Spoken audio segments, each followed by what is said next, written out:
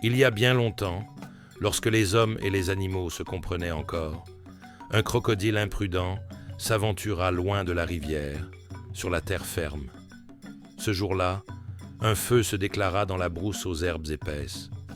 Cerné par les flammes et étouffé par la fumée, le crocodile, incapable de regagner l'eau, trébuchait sur les cailloux, désorienté.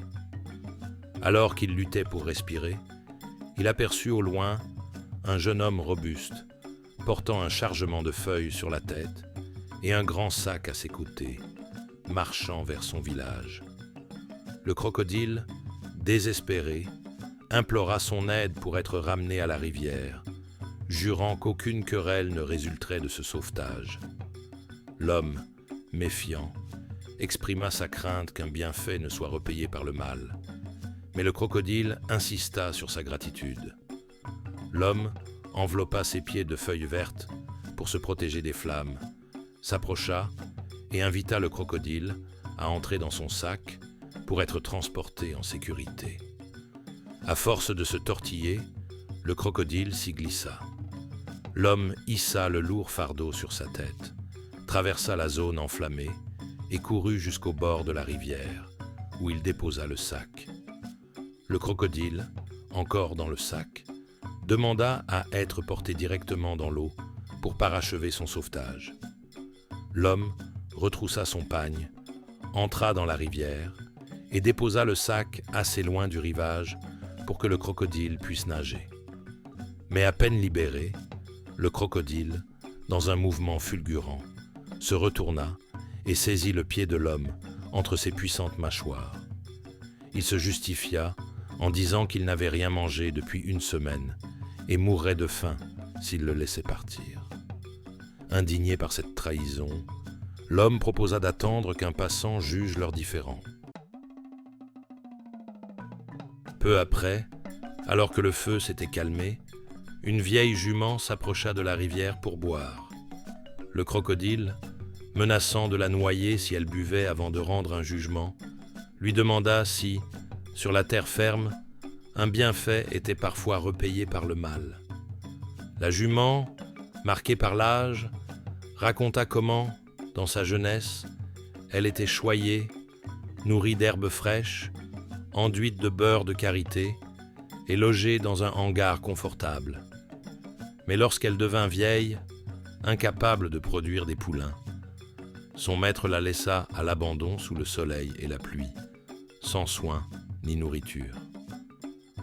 Jetée dans la brousse, elle fut délaissée par ceux qu'elle avait servis, prouvant que le bienfait était souvent repayé par le mal.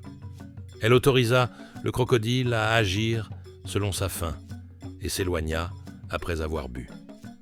L'homme, refusant ce jugement, qualifia la jument de sénile et demanda un autre arbitre. Bientôt, un vieil âne s'approcha de la rivière. Interrompu par le crocodile, avant de boire, il fut sommé de juger la même question. L'âne raconta comment, jeune, il portait fidèlement les charges des hommes, orné de gris-gris et d'une clochette. Mais devenu vieux et faible, il fut abandonné sur une décharge, affamé et couvert de gale. Il encouragea le crocodile à dévorer l'homme, affirmant que le bienfait était toujours repayé par le mal.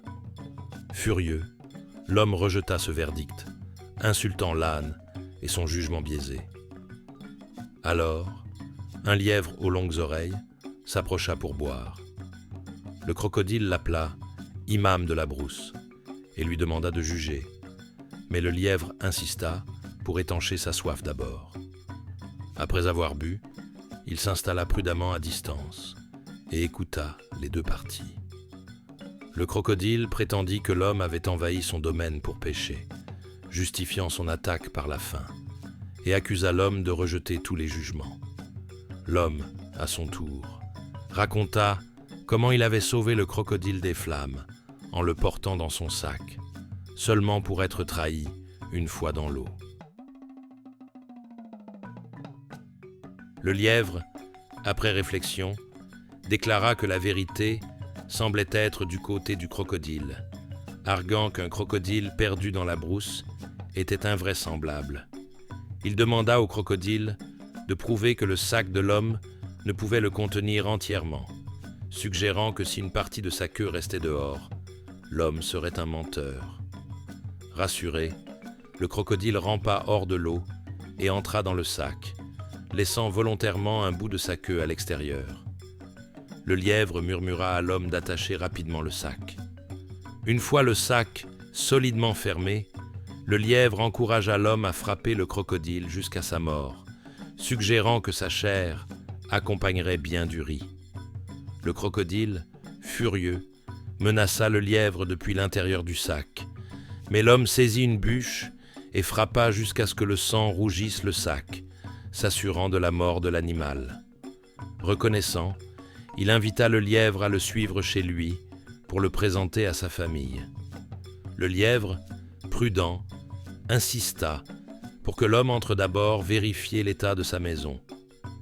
L'homme déposa le sac dans le vestibule et entra dans sa case, où il trouva son fils préféré, gravement malade, gémissant de douleur, entouré de sa famille.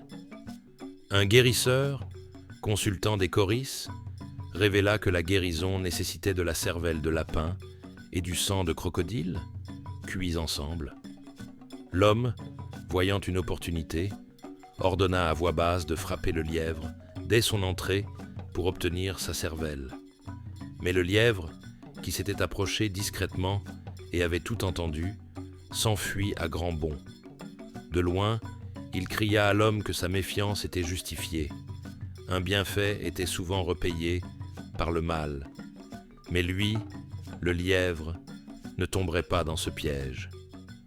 Jurant de ne jamais revoir l'homme, il disparut dans les hautes herbes de la brousse, ses longues oreilles bientôt invisibles